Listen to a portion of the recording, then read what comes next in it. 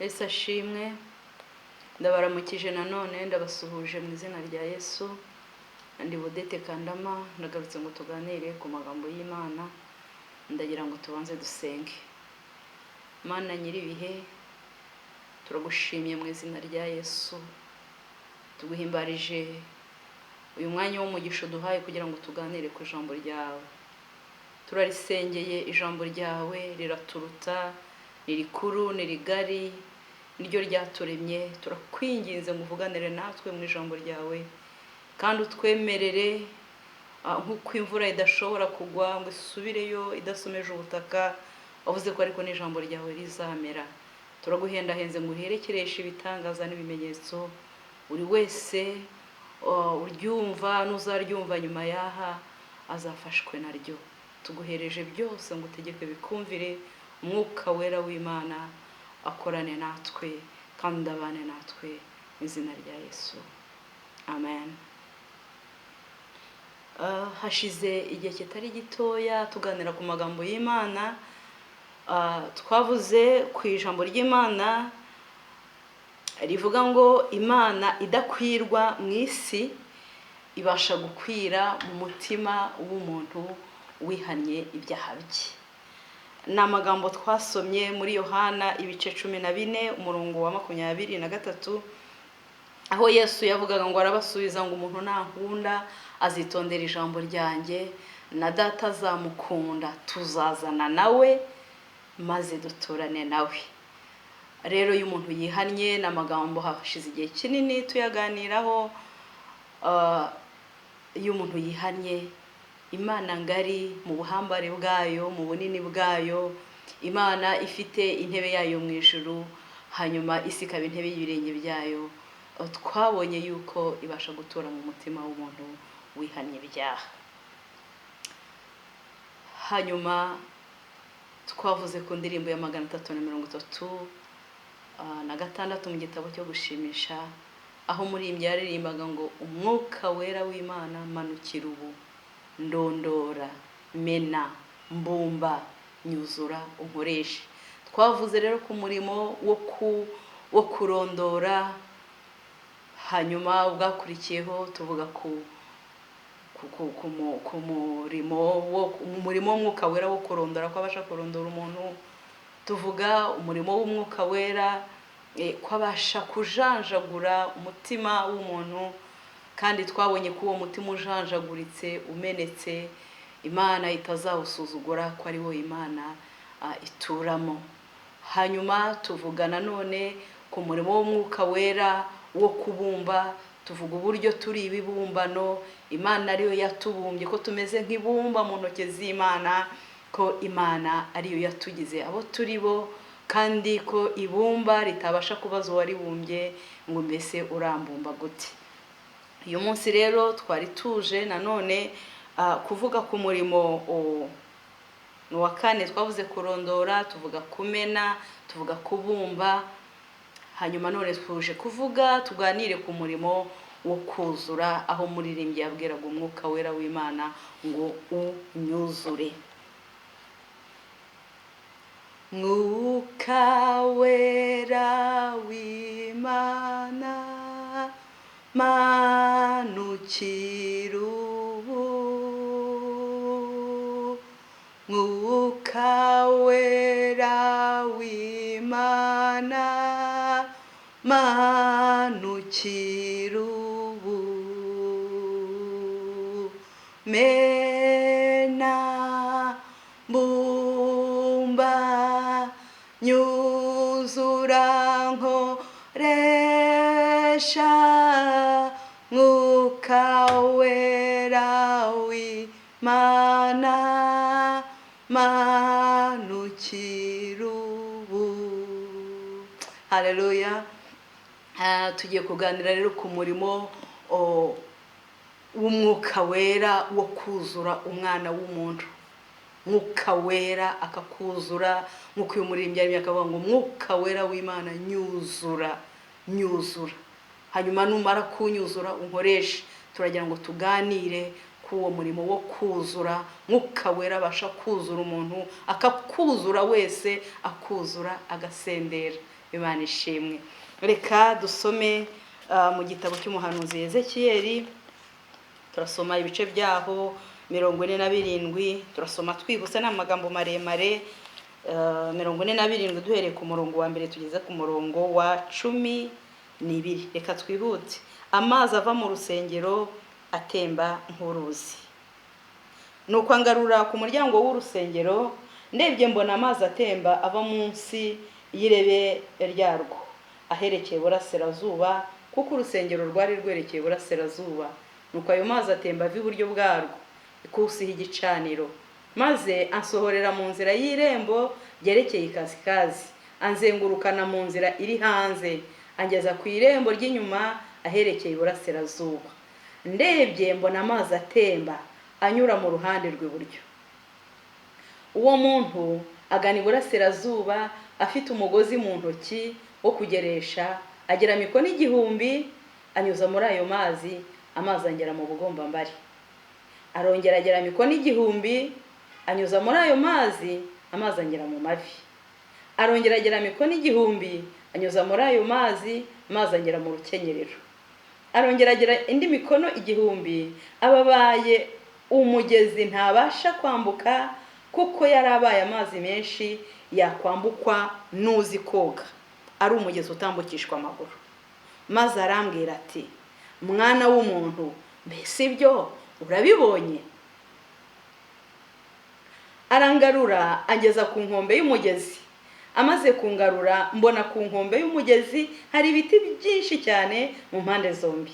Maze arambwira ati, aya mazi atemba agana iburasirazuba, azagera no muri Araba, kandi agere no mu nyanja. Nagera mu nyanja, amazi yo muri yo azakira, kandi ikizima cyose kiri mu mazi ay'uwo mugezi utemberamo yose kizabaho.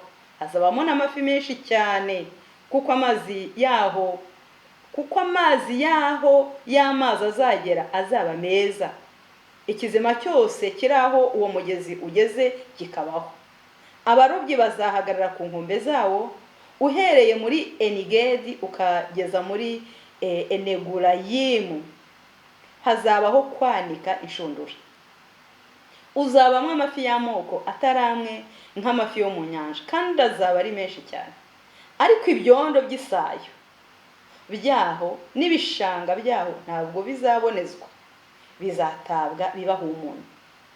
Ku nkombe z'uwo mugezi mu mpande zombi hazamera igiti cyose cyera ibiribwa, ibibabi byabyo ntabwo bizuma. Haleluya. N'amatunda yabyo ntabwo azabura. Haleluya. Bizajya byera uko ukwezi gutashye, kuko amazi yaho ava mu buturo bwera. Amatunda yabyo azaba ibyo kurya, nabyo ibibabi byabyo bibe umutuvura. Imana ihabwa icyubahiro.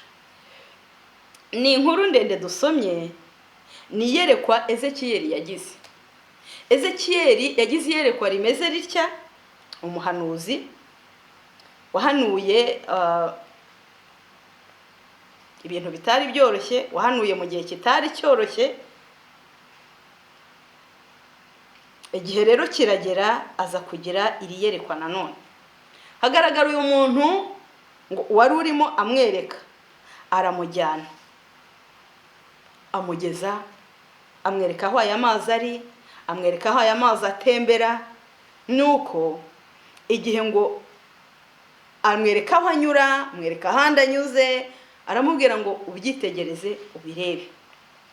Agiye kubona ngo uwo muntu wamwerekaga ngo yari afite umugozi mu ntoki. Wa muntu ngo apima ngo mikono 1000, mikono cyangwa kude. Nasanze ngo kude ngo ingana na 0.5 metero, nk'igice cya metero. Hanyuma rero ngo apima mikono 1000 y'amazi. Ngo agiye kubona y'amazi yatembaga nyine ava mu rusengero, apimye mikono 1000, ngo aramubwira ngo kandagiramo. Y'amazi amugera mu bugombambari. Ubugombambari babwita cheville mu Gifaransa.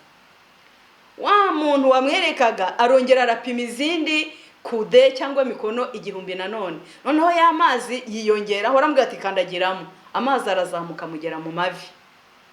Arongera apima mikono 1000, aramubwira ati Ezekiyeli ongera ukandagiremo inshuro ya gatatu. Akandagiramo, y'amazi amugera mu rukenyerero.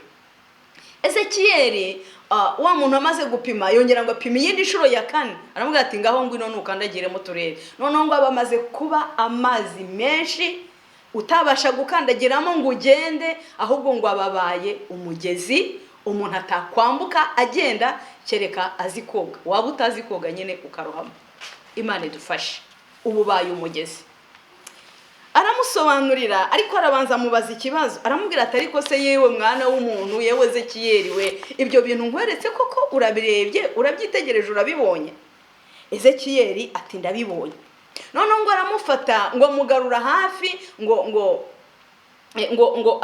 amugarura ngo ku nkombe ya wa mugezi. Urumva ko yamazi abaye umugezi. Arangije noneho ngo wamwerekaga amugarura ku nkombe y'umugezi. Ngo agiye kubona ngo kuri wa mugezi ahabona ibiti ku mpande zombi z'umugezi. Urabona yabonye umugezi hari hakurya hakaba no hakuno. Aramubwira ati ngaho itegereze. Arebye hakurya no hakuno hose ngo ahabona ibiti, kandi ahabona ibiti byinshi impande zombi.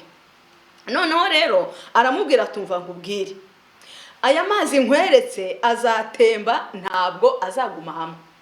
Kandi namara gutemba aho azagera hose, haleluya, hari ikizaba, hari uko bizagenda aho azagera. Arambwira ngo aya mazi namara kugenda akagera mu nyanja, haleluya, ngo amazi y'inyanja ubusanzwe ntabwo ari meza, ariko aramubwira ngo amazi y'uyu mugezi natemba akagera mu nyanja, inyanja izaba nzima, amazi ari mu nyanja azaba meza. Arangije arongera aramubwira ati aho aya mazi y'uyu mugezi azagera akagera mu nyanja, inyanja nizaba ipfuye izahita noneho iba igira ubuzima, n'ibintu byose birimo, ibinyabuzima birimo byose ngo bizagira ubuzima. Aya mazi yatangaga ubuzima, ahageze agatanga ubuzima, haleluya. Ahageze byari bipfuye bikazuka, ahageze byari biboze bikaba bizima. Imana ishimwe. Aramubwira ngo ikizima cyose, icyambere nuko ayo mazi aho azagera nagera mu nyanja, ngo inyanja izahita iba nzima, amazi yayo abe mazima. Kandi ikizima kiri muri ya mazi y'inyanja nacyo ngo gihite kiba kizima kubera imbaraga z'amazi y'uwo mugezi. Arangije aramubwira ngo ikizima kiri muri ayo mazi kizaba kizima kibeho. Uwamwerekaga arangije aramubwira ngo kandi muri ayo mazi aho uwo mugezi uzatembera, amazi azatemberamo ayo ariyo yose, ngo hazabamo ngo amafi menshi cyane, ngo kandi y'ubwoko bwinshi. Imana ishimwe. Arongera aramubwira ngo ku nkombe z'uwo mugezi aho uzaba uri, inkombe yawo ngo hazajya haba ibiti byinshi kandi byiza kandi bitoshye, kubera yuko biri hakurya y'umugezi, kuko biri hakurya no hakuno, cyangwa kuko biteye ku nkombe y'umugezi. Imana ishimwe. Ngo ibyo biti bihateye ibibabi byabyo ntibizuma, ngo bizahora bitoshye, ngo bizahorana itoto, ngo kandi uko ukwezi gutashye ngo ibyo biti bizajya byera imbuto zabyo, haleluya, ngo ntabwo bizigera byuma. Niko twasomye ngo uko ukwezi gutashye bizahora byera imbuto, bizera imbuto mu gihe cyabyo. Imana ishimwe. Byanyibukije amagambo ari muri Yeremiya ibice 17 usomye umurongo wa 8, naho havuga ngo igiti cyatewe hafi y'umugezi ngo cyera imbuto igihe cyacyo, ngo no muki amababi yacyo ngo ntabwo ajya yuma. Imana ishimwe. Igiti giteye hafi y'umugezi. Umwanditsi wa Zaburi ya mbere nawe yavuze iki giti, aravuga ngo kizahorana itoto, haleluya, ntabwo ngo kizatinya amapfa na tera, imbuto ntabwo zizabura. Ahari ibindi biti byabura byarumba ntibigire imbuto, ariko igiti kiri kuri uyu mugezi ntabwo kizuma, nubwo hacana amapfa ntabwo kizuma. Igiti kiri hafi y'uyu mugezi, kandi ngo nta na rimwe kizahora kwera imbuto zacyo. Imana ishimwe. Twasomye hepfo ku murongo wa 12 ko amatunda atazabura cyangwa imbuto ntizizabura ku giti, kuri bya biti biri hakurya no hakuno ya wa mugezi, yaho wa mugezi uri gutembera. Amatunda azaba aryoshye, amatunda azaba aribwa, asoromwa igihe cyose. Igihe cyose ngo azaba hari ab'ibyo kurya byiza. Imbuto zizagira umumaro, imbuto zizahoraho, imbuto zizaribwa ziri kuri wa mugezi. Kandi nanone nuko imbuto ziva ku giti kiri kuri wa mugezi, haba muki, haba mu itumba, haba mu rugaryi, haba igihe hari amapfa, imbuto ngo zizaba zihari. Ngo buri kwezi uko gutashye imbuto ngo zizaba zihari, kuko icyo giti ngo giteye kuri wa mugezi. Imana ishimwe. Ntabwo ari imbuto gusa, n'ibibabi by'icyo giti kuko giteye kuri uwo mugezi ngo bizavamo umutuvura. Haleluya. Imana ishimwe. Umva uyu mugezi, ndakwifuriza kugira ngo uyu mugezi ube muri wowe. Haleluya. Ndakwifuriza kugira ngo uyu mugezi utembe muri wowe. He kuba amazi agera mu bugombambari, no, nagari yo nkwifuriza. He kuba amazi agera mu mavi. Ye kuba ari amazi agera mu rukenyerero gusa, ahubwo abe amazi atemba nk'umugezi. Haleluya. Uyu mugezi ushushanya umwuka wera w'Imana. Ndakwifuriza kuzura umwuka wera, ntagere mu bugombambari, ntagere mu mavi, ntagere mu rukenyerero gusa. Muri nyine wavuze ngo saha gusa, hari n'ahandi naho Imana yahanshyitsa. Haleluya. Ntabwo ari mu bugombambari, oya, saho gusa, hari n'ahandi. Ntabwo ari ukugera mu mavi, oya, saho gusa, hari n'ahandi. Ntabwo ari ukugera mu bukenyerero, ahubwo umwuka w'Imana akuzure. Haleluya. Abo umugezi utemba. Uwo mugezi ngo nutemba muri wowe, ibipfuye byose bizakira, bizazuka. Ibyari byarumye bizahembuka.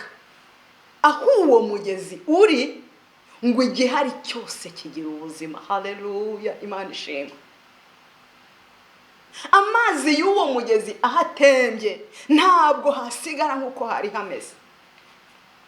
Hari umuririmbyi waremye ngo umwuka weri yaje, ngo ntibishoboka, ntushobora kuguma cyangwa ngo usigare uko wari uri. Ndakwifuriza kuzura uyu mwuka wera w'Imana. Ntazari gake, oya, ntazari ugera mu bugombambari, wapi, abe mwinshi, wuzure, ube umugezi utemba. Ikinyabuzima cyose kiri aho uwo mugezi watembeye, n'abari muri wowe kizakira. Ntabwo uzakakara, ntabwo uzaba uko wari uri, ntabwo uzaba wa wundi, ntabwo uzongera kuyoborwa na kamere. Dutangira iki gice twavuze umurimo w'umwuka wera. Inyigisho z'umwuka wera ni inyigisho d'actualité, uko umwuka wera turawukeneye, dukeneye kuwuvuga cyane cyane mu gihe cya none. Umwuka wera umufasha twahawe, ntabwo tuzahwema kumuvuga. Ni inyigisho d'actualité. Uyu mugezi aho utembeye ubuzima buraza. Twasomye ngo amazi y'inyanja yari mabi ahita aba mazima. Ikizima muri ya mazi, ikinyabuzima cyari kirimo gihita kiba kizima, kandi ngo hakaba kororoka. Muri make aya mazi atera ubuzima, aya mazi atera kororoka. N'ibyari byarapfuye ngo biba bizima. Niko twasomye, niko Ezekiyeli yeretswe. Imana yo mu ijuru idufashe. Aha amazi yatembeye haje ubuzima. Ibyari mu amazi ubwayo wa mugezi watembeyemo yagize ubuzima. Ibyari biri muri ayo mazi nabyo bigira ubuzima, kuko wa mugezi utembeyemo. Umwuka wera yagiye aho barira bahita baseka. Umwuka wera yagiye aho barwana bahita batuza, hari amahane hakaba amahoro. Imana ishimwe. Umwuka wera yo yinjiye hari urwango haza urukundo. Aho batumvikanaga umwuka wera yaje arema amahoro. Ndagusabira umwuka wera mwinshi utemba nk'umugezi, utemba nk'uruzi. Uyu mugezi Bibiliya hari ahandi hantu yawuvuze. iyo usomye mu gitabo cy'Itangiriro ibice 2 kuva ku murongo w'8 kugera ko w'10, Imana imaze kurema umuntu. Reka dusome uko havuga. Itangiriro ibice 2 kuva ku 8 kugera ku 10 handitse ngo Uwiteka Imana ikeba ingobyi muri Edeni mu ruhande rw'iburasirazuba. Turi kuvuga uyu mugezi watembye, aho utembeye byose bigahinduka bikaba bizima. Uwiteka Imana ikeba ingobyi muri Edeni mu ruhande rw'iburasirazuba, ishyiramo umuntu yaremye. Uwiteka Imana imezamo igiti cyose cy'igikundiro cyera imbuto ziribwa, imeza n'igiti cy'ubugingo hagati muri iyo ngobyi, imezamo n'igiti cy'ubwenge bumenyesha icyiza n'ikibi. Mvaho nashakaga kuvuga, umugezi uturuka muri Edeni unetesha iyo ngobyi. Kuneta cyangwa mu gifaransa nasonye sanga ngo urayaroza, aroze. Umugezi waturukaga muri Edeni, umugezi waturutsemo ngo waroza ya ngobyi ikagiba amahoro kuko wa mugezi uhari. Edeni igahora itoshye, bya biti byatemo bigahora bitoshye kubera ko hari umugezi waturukaga muri Edeni wahoraga waroza. Haleluya, ukaroza iyo ngobyi. Icyamu uyu mugezi ugatemba ukagaragara muri wowe. Imana igufasha. Uyu mugezi Yohana wanditse igitabo cy'ibyahishuwe nawe yarawubonye, yawuvuzeho. Iyo usomye mu byahishuwe ibice 22 nanone umurongo wa 1 kugera ku wa 2, reka tuhasome twumve. Yohana arandika aravuga ngo anyereka uruzi rw'amazi y'ubugingo rubonerana nk'isarabwayi, ngo ruva ku ntebe y'Imana n'umwana w'intama, ngo rutembera mu nzira nyabagendwa hagati. Haleluya, mu nzira nyabagendwa hagati.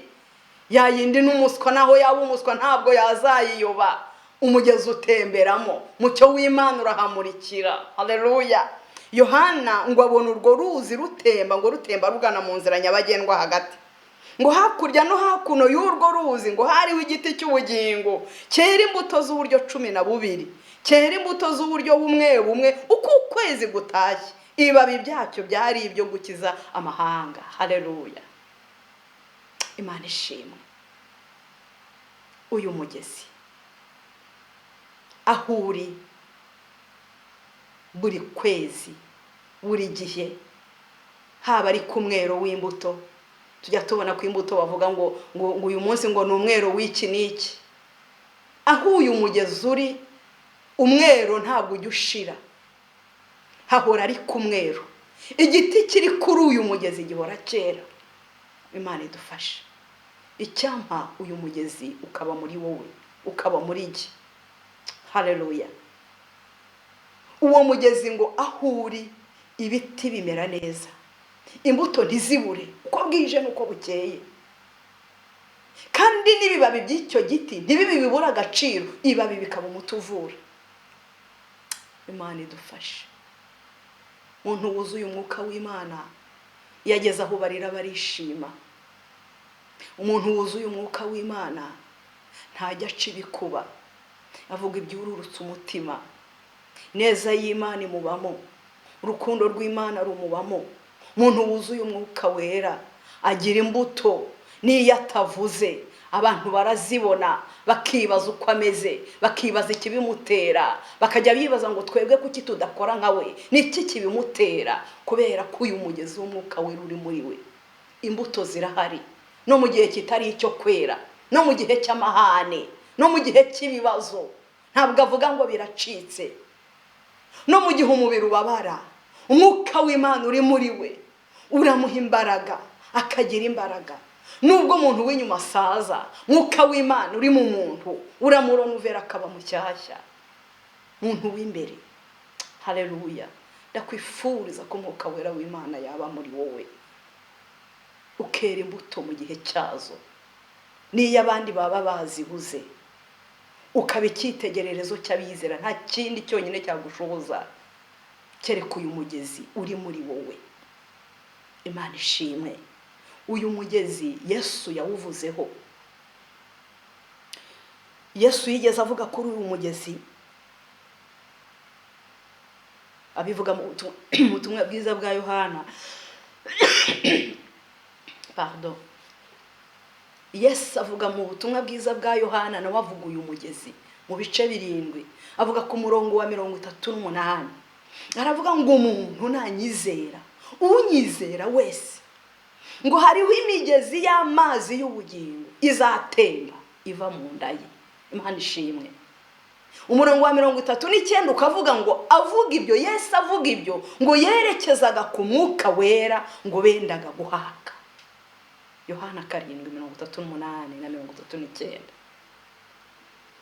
Uyu mugezi uvuga umwuka wera, nta kindi. Yesu yarawuvuze avuga ko umwizera, wa wundi wizeye Yesu, Yesu akahita aza muri we, akazana na se,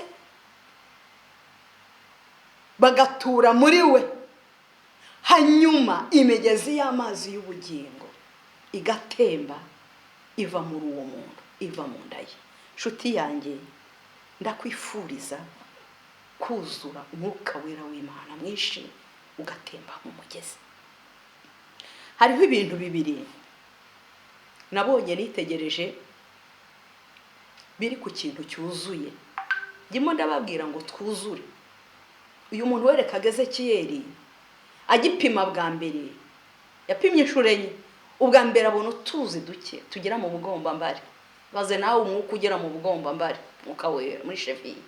Inshuro ya kabiri bigera mu mavi.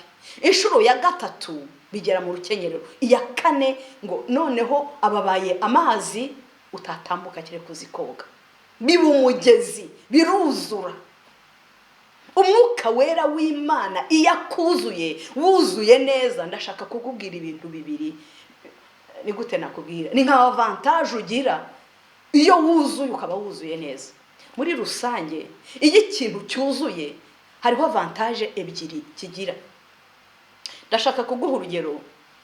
Fata icupa ry'amazi yuzure, upfundikire neza, byuzuye hejuru. Avantage ebyiri nshaka kubwira z'ikintu cyuzuye neza, nuko iyo cyuzuye hanyuma kinapfundikiye gifunze, nta muntu ushobora kubona aho ashyira umwanda cyangwa ikindi kintu cyose. Ikintu cyuzuye ntabwo wakivangira se ukabishyira he bya deboruda. Kiruzuye, iyo cyuzuye nta kintu cyakivangira. Umuntu wuzuye neza umwuka w'Imana, yuzuye, atari mu bugombambari, atari ukugera mu mavi, atari ukugera mu rukenyerero gusa, akaba yuzuye ari umugezi wa wundi utambukwa n'umuntu keretse uzi koga. Uwo muntu afite avantage nyinshi, afite umugisha, kuko nta kintu gusa cyapfa kumuvangira. Imana ishimwe. Umuntu wuzuye neza nta kimwanduza. Ikintu cyuzuye neza nta kikivangira. Bavanga suga kirahebyo, nta vidi ihari. Imana ishimwe. Ikintu cyuzuye neza kigumana originalite yacyo. Cyuzuye neza kikaba kinafunze. Ndakwifuriza kugira ngo umwuka w'Imana akuzure, hanyuma ukuboko kw'Imana gutwikire. Dawidi yaravuze muri Zaburi 139, aravuga ngo data ungosi inyuma n'imbere, ngo kandi usizeho ukuboko kwawe. Ndakwifuriza ngo wuzure umwuka wera w'Imana, maze ukuboko kwiza kw'Imana kukubeho, kugutwikire, wuzure neza koko kw'Imana kugutwikire, ugumane originalite yawe, ntagire ikintu kikuvangira. Reka nguhe urugero. Tujya twisiga amavuta. Fata icupa ry'amavuta uripfundure, uritereke hariya. Cyangwa ufate parfum uyipfundure, witere, uzumva ihumura, uyisiga hariya utongeye kuyipfundikira. Umva nkubwire, rya cupa ripfunduye rikuguha iry'amavuta, n'urugero natanze. Kubera ko ripfunduye utongeye kuripfundikira, rizagenda ritakaza impumuro ya mavuta, izagenda ishiraho buhoro buhoro. Ejo ntuzabyumva. Buhoro bigenda biza buhoro buhoro, kuko wapfunduye, kuko bipfunduye. Reka gupfundura tubigereranya n'umuntu utaririnze. Niba bidapfunduye, imyuka ye hanze izaza yinjiremo, ivumbi rize ryinjiremo. Ariko ndahenda ngo upfundikire. Tugereranya gupfundikira no kwirinda. Imana idufashe. kugira ngo urinde umwimerere, kugira ngo urinde ikibisanyo wagabiwe, kugira ngo urinde ibyo kwizera wahawe. Abera twahawe rimwe bikazageza iteka ryose. Ni wirinde, pfundikira. Iyo bipfunduye bigenda bitakaza originalite, impumuro y'amavuta igashira, impumuro ya parufe ikagenda igabanuka, ni buhoro buhoro. Bibiliya yarambwiye mu Bakorinto ba kabiri ibice 2:15, Bibiliya itubwira ko turi impumuro nziza ya Kristo, haleluya, hagati y'abapfa cyangwa hagati y'ababaho n'abarimbuka. Imana idufasha. Turi impumuro nziza ya Kristo hagati y'abakira n'abarimbuka. Iyo mpumuro nziza kugira ngo uyigumane uzayitwikiriza kwirinda. Wirinde kuko uri impumuro nziza ya Kristo hagati y'abakira n'abarimbuka. Kuri bamwe ngo turi impumuro yo gukira, ariko abandi ngo turi impumuro y'urupfu. Ariko turi impumuro nziza ya Kristo hagati y'abakira n'abarimbuka. Iyo mpumuro rero irinde, twikira. Niba wuzuye ako gakiza, cyo kibitsanyo ufite, wikirangaza, wirangara hariya. Abantu barapfunduye, ubusinzi burabinjirana, ubusambanyi burabinjirana, abantu barapfunduye, amagambo mabara binjirana, kwifuza kwisikura binjirana, abantu barapfunduye, impumuro igenda igabanuka, ishira. Nimupfundikire, nimugaruke, garuka. Imana idufashe. Nasomye mu gitabo cya Hoseya ibice 7 umurongo wa 8 kugera ku wa 9. Ndasoma ko hariho umuntu witwa Efurayimu. Imana idufashe. Efurayimu ngo yivanze n'andi moko, ahinduka umutsima uhiye ngo uruhande rumwe. Ikibabaje nuko ngo yameze imvi z'urutaru kubera kwivanga n'abanyamahanga, kubera ko yapfunduye akinjiranwa. Efurayimu yarinjiranywe, kandi ngo ikibabaje ngo ntabwo abizi. Yarinjiranywe, yivanze n'ayandi mahanga, yivanze n'ibyisi, yivanze n'ibitaramurebaga, ngo amera imvi z'urutaru. Ntabwo yapfundikiye, ntiyashoboye kwirinda. Yaruzuye ariko ntiyashobora gupfundikira ngo yirinde, maze ngo abanyamahanga bamumara mwimbaraga. Ikibabaje ngo nuko atabizi. Imana idufashe. Narinje kukubwira ngo umuntu iyo yirinze akaba yuzuye, iyo yuzuye akirinda, hari indi mpumuro ya Kristo. Twebwe mpumuro nziza ya Kristo hagati y'abakira n'abarimbuka. Iyo mpumuro tukayirinda. Imana idufashe. We kuba nka Efurayimu. Abantu barapfunduye, kwirinda kurabura. None asigaye avuga amagambo, ugasanga aba umunyamagambo ntabyagiraga. Sigaye wicara kumva igitutsi kiraje utazi iyo biturutse. Imana idufashe. Abantu barapfunduye, ugaruke ku isoko, ugaruke ubwire umwuka wera w'Imana, ubwire ngo ndaje, ndagarutse, ongera unyuzuze. Mana data, ushyireho ukuboko kwawe untwikirire. Ne kwivanga n'andi mahanga, ne kwivanga n'andi moko, ne gushira mwimbaraga. Abantu b'Imana bashize mwimbaraga kuko bananiwe kurinda ubwere bwabo, uko bananiwe kurinda gakiza, uko bananiwe kurinda gukirana. Baratwikuruye, impumuro iragenda, hagenda hinjiramo umukungugu n'amagambo, byaha by'inyongo bizabugingo birinjira. Imana idufashe. Narinje kukubwira ngo ngwino, ubwira umwuka wera ngo mbabarira, ndaje, ongera unyuzure, umfundikirire. Narimo nkubwira ngo uyu muntu yuzuye neza, hanyuma agapfundikirirwa n'Imana, nta kintu kibasha kumukanga, nta kintu kibasha kumuderanja. Narimo nkubwira ko gupfundikira ari kimwe no kwirinda. Efurayimu ntiyirinze, atirinze arinjiranwa.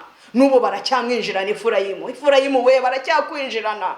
Imvi zarameze z'urutaru, wivanze n'andi moko, wivanze n'abasinzi, wivanze n'abanyamagambo, wivanze n'abanegurana. Warivanze kandi nturabimenye, nyamara imbaraga zarashize. Ntukigira imbaraga zo kunesha icyaha, imbaraga zararangiye. Garuka ku isoko, ngwino, garuka. Ubwira umwuka wera w'Imana ngo ngere unyuzure, umfundikirire. Imana idufashe. Ujya kumva umuntu aravuze ngo bariya abantu ngo banyandurije amavuta. Birashoboka ko bayanduza, ariko wabigizemo uruhare. Ntabwo hari wenda ntabwo wuzuye, ntibyari byuzuye, babona aho binjirira, cyangwa se wujuje ntiwatwikira, ntiwirinda, barakwinjirira barakwanduriza. Ubwo bimenye rero garukiraho, ugifatanya n'abazima, abagifite ibyiringiro, garukira hava. Ariko wari ufite umugisha, yaba wari wuzuye ukaba upfundikiye, bigapfundikira neza, ukirinda, ukuzura, ukirinda, nta kintu na kimwe cyari kukwinjirira, kuko nta vide bihari, ntabwo babona aho binjirira.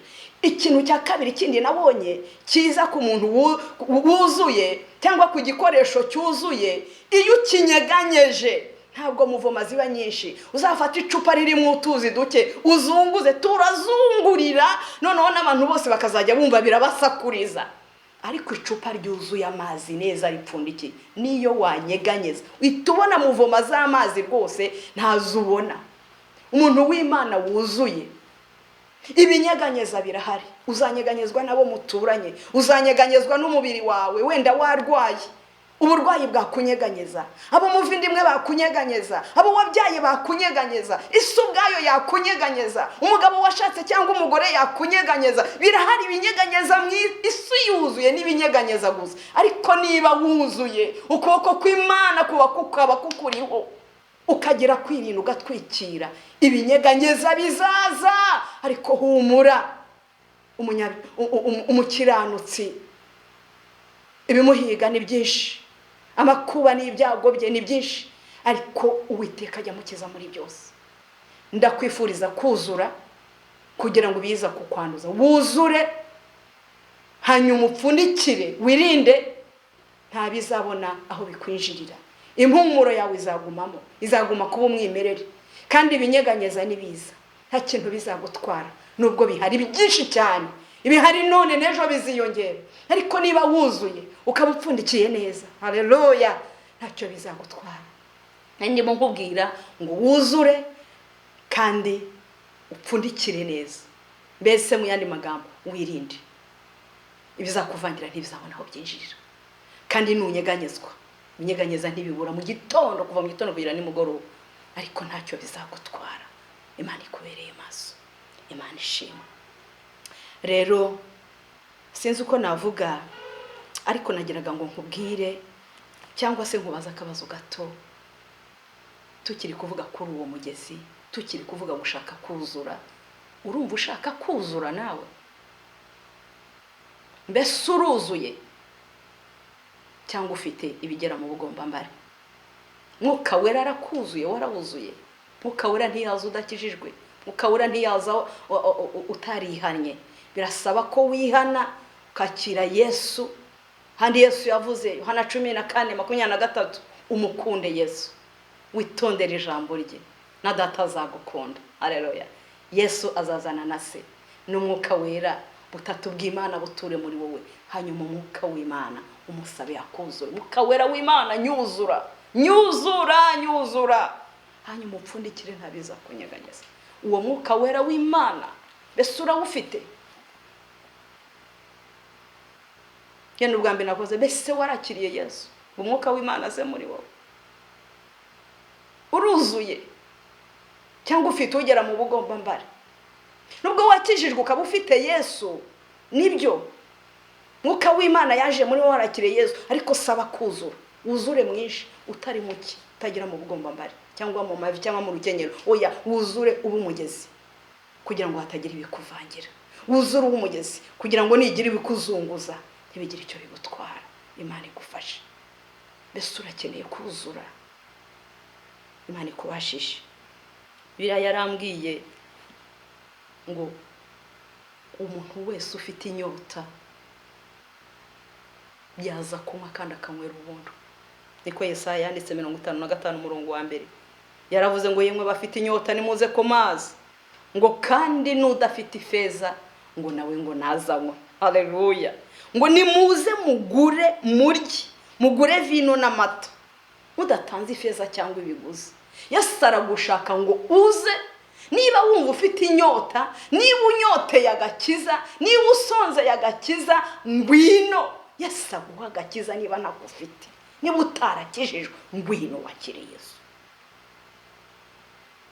Kandi niba waramwakiriye wifuze kuzura umwuka wera mwinshi, Imana idufasha. Itubwira mu gitabo cy'Ibyahishuwe 21:6 havuga ngo ufite inyota, haleluya, ngo nzamuhera ubuntu kunywa ku mazi y'ubugingo. Ufite inyota wese, mbese ufite inyota, ufite inyota yo kunywa kuri aya mazi ariyo gakiza, ufite inyota yo kuzura ngo uyu mugezi utembere muri wowe, ari wo mwuka wera uzakuzaho nk'isezerano twahawe umaze kwakira Yesu, hanyuma ugasaba umwuka wera akakuzura. Mbese ufite inyota, ngo ufite inyota naze, Yesu arakubwira ngo azaguhera kunywa amazi y'ubugingo ku buntu. N'udafite ifeza nawe ngo nazanywe, tujya tugura ibitagira umumaro, ariko ngwino ku buntu. Yesu aragushaka ngo guha amazi y'ubugingo. Uyu mwuka wera turamukeneye. Umva mbabwire inshuti zanjye, munkundire mbabwire ukuri, imbere aho turi kujya spirituellement ntabwo ari heza cyane, harakomeye, hari ibintu biruhije, hari ibintu bigoye, ku buryo ukeneye umwuka wera w'Imana uzagushoboza kuvuga ngo yego. Ukeneye umwuka wera utemba nk'uko uyu mugezi watembaga, watemba ngo ugeze ukahatanga ubuzima, ukahatanga imbaraga, ukahatanga kwera, imbuto zikaba no mugezi idahari. Urakeneye uyu mwuka wera kugira ngo uzabashe kuvuga ngo yego Yesu nkunambyeho abandi bari kuvuga ngo ya. Uyu mwuka wera uramukeneye ngo kwihanganishe mu bibazo no mu bigeragezo. Aho turi kwinjira abana b'Imana na ahantu hagoye, wenda mu buryo bufatika birashoboka, nubwo tuvuga ngo ekonomi irimo iragenda ishita, ariko rimwe na rimwe hari igihe hajya hanyuramo agahenge ukabona biraje, abantu barubaka, abantu baragura amazu, abantu baragura amamoto, ubona bihari. Ibyo mu isi bishobora kuzaza, ekonomi kongera ikanazamuka, ariko mu buryo bw'umwuka aho tujya abana b'Imana haragoye, ntabwo horoshye. Saba uyu mwuka wera atembe nk'umugezi muri wowe, uzabashe kuvuga ngo yego Yesu nkunambyeho, ni Yesu ntabwo namureka. Saba uyu mwuka wera w'Imana atembe nk'umugezi, kugira ngo ni mu gihe bizaba bigoye umwuka wera w'Imana azakugurutsa kuzamure. Biritubwira ko umwuka wera w'Imana abamufite azabazamura, azabahungisha, azabacikisha, niye akabajyana mu ijuru, akazamura itorero. Uyu mwuka w'Imana turamukeneye, aho tujya imbere harakomeye, dukeneye umwuka wera w'Imana. Hariho umugabo witwa Petero, reka muvugeho wenda turangiza, yagize experience y'uyu mugezi, agifite amazi yo mu bugo, agera mu bugombambari, no mu gihe cyageze agira umugezi utemba muri we.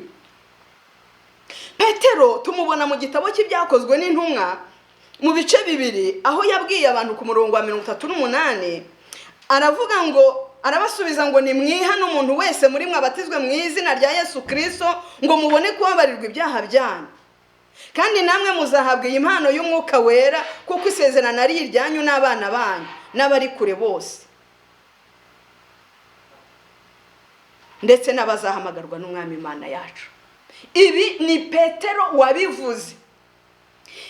Bari bamaze kubatizwa, abantu bari kuvuga ngo mwasinze. Arabasobanurira ababwira ngo aba bantu ntabwo basinze, ntabwo mubizi. Uyu Petero uvuze ibi uri kubwira abantu ngo bihane, umuntu abatizwe, umuntu abone kubabarirwa, hanyuma azabone isezerano, azabone iyi mpano y'umwuka we. Uyu ni wa wundi Petero. Aha arabivuga yamaze kugira y'amazi, wa mugezi wamaze gutemba muri we. Umva, uyu ni Petero wa wundi wacaga amatwi mu gihe ari kugendana na Yesu, igitero kije kumufata. Petero yaragifite amazi agera mu bugombambari, bagiye gufata Yesu, Petero abakuye inkota bamuciye ugutwi. Iyo umuntu afite amazi agera mu bugombambari, ibibazo, intambara z'umwuka azikemura mu mubiri, uko amazi abakigera mu bugombambari. Iyo umuntu agifite amazi agera mu bugombambari, iyo bamututse arasubiza. Ntabwo amenya yuko intwaro turwanisha zitameze nk'iz'abantu. Ntazi ko turwanisha guca bugufi, ntazi ko turwanisha ukuri, ntazi ko turwanisha gukiranuka, ntazi ko turwanisha kwizera. Oya, ntabimenya. Amazi agera mu bugombambari. ntazi yuko turwanisha agakiza ko ariyo ntwaro, ko ubutumwa bwiza twukwese nk'inkweto, ko turwanisha inkota y'umwuka ariyo jambo ry'Imana. Ugifite amazi agera mu bugomba mbari ntabwo abimenya. Niyo mpamvu muri kiriya gihe Petero yaciye amatwi akoresheje inkota. Yesu ngo aramubwira ngo rekeraho, ibyo ni ibiki ukoze? Imana idufashe. Uyu Petero rero ni wahangaha wahagurutse noneho ahagarara mu bantu adafite ubwoba. Kubera iki? Kubera ko amazi yavuye mu bugomba mbara arazamuka arenga mu mavi, arenga mu rukenyerero, abo umugezi aratemba. Uyu Petero wavuze aya magambo ni wa wundi wabwiye Yesu ngo nzagukurikira tuzajyana. Aragerageza ariko amukurikirira kure. Yesu ngo arenga, Petero ahinguka. Ahageze ngo akubitane n'umuja. Umuja ati nakubonye wari kumwe. Ati jewe nari kumwe nabo. Sinzi ibyo uvuga. Ngo agere hirya bakubitanye n'undi muja nanone ati sinakubonye. Ati oya rwo aturavuga nkabo. Atashwi arihakana. Kubera iki? Kwa amazi yarakigera mu bugomba mbari.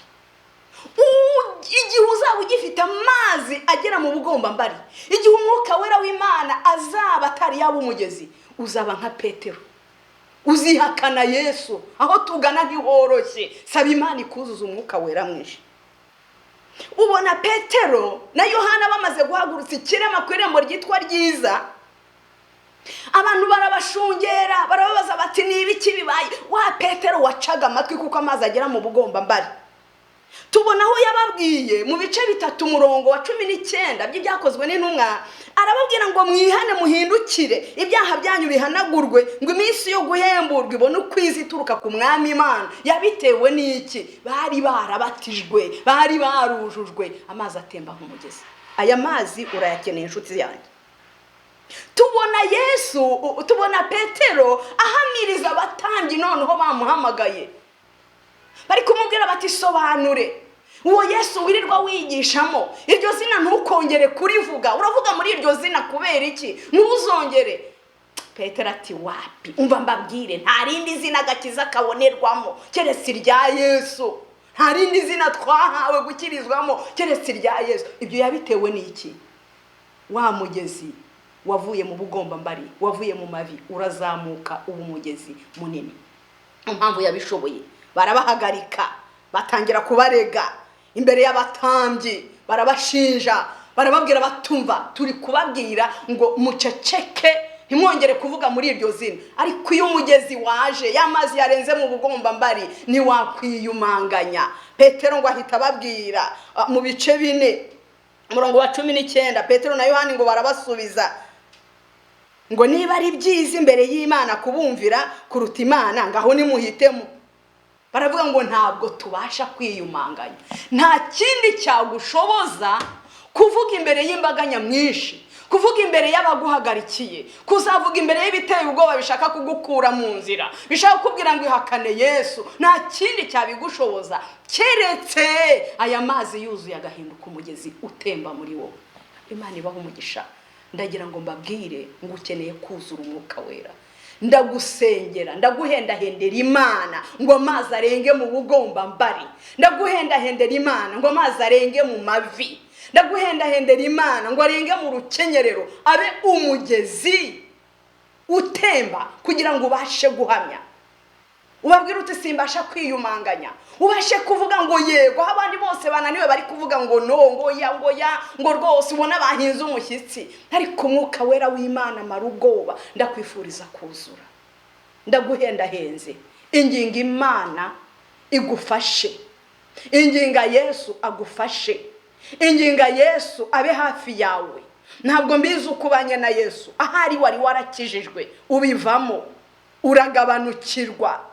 Imana igutabare. Ahari warivanzuba nka Efurayimu, ahari warapfunduye, upfunduye ya mpumuro nziza ya Kristo igenda igabanuka ruto ruto. Nubona umuntu ahenangutse ukamana yaraguye, burya nta bitangiye uwo munsi, ahubwo yapfunduye kera buhoro buhoro. Agenda atakaza impumuro, agenda yivanga n'andi mahanga, agenda mumara mwimbaraga. Abantu benshi bahindutse ba Efurayimu. Ariko garuka ubwire Yesu ngo ndaje noneho mbabarira, mbabarira unyeze, mwuka wera w'Imana nyakira encore, nyakira ndaje, wongere unyuzure, nongere nkore imirimo myiza nk'iya mbere, nongere nkiranuke, ongera unyuzure bundi bushya, unyuzure mwuka wera w'Imana, ongera unyuzure.